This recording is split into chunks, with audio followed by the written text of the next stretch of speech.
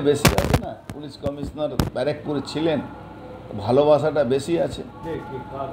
এই যে এখন কলকাতা পুলিশ কমিশনার আছেন মনোজ বার্মা, তার এখন উনি তো ব্যারাকপুরে ছিলেন, উনি ব্যারাকপুরটাকে জানেন। তো ভিকটিম যেরকম হয় না, মানুষের যে কি হয়, একটা বদলা নেওয়ার একটা অভ্যাস আছে।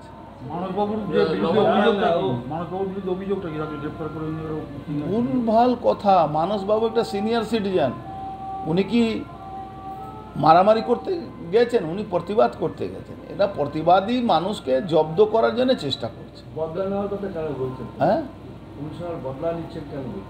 উনি বারুইপুরে অভিজ্ঞতাটাকে নিয়ে ওখানে কলকাতা মমতা ব্যানার্জি অনুপ্রেরণায় ওটাকে বদলাটাকে পুরো করার চেষ্টা করছেন। উনি তো এখানে তো দেখে গেছেন উনি এখানে কি করতে পেরেছিলেন।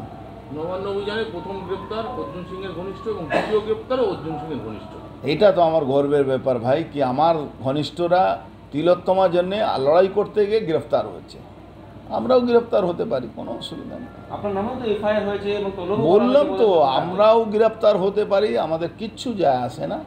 এই সরকারকে যতদিন এই সরকার মানে ইলেকশনে আমরা গণতান্ত্রিক পদ্ধতিতে না সরাতে পারি, ততক্ষণ আমাদের এই লড়াই চলবে। আমরা গ্রেফতার হব, আমরা খুনও হয়ে যেতে পারি, আমাদের মারতেও পারে।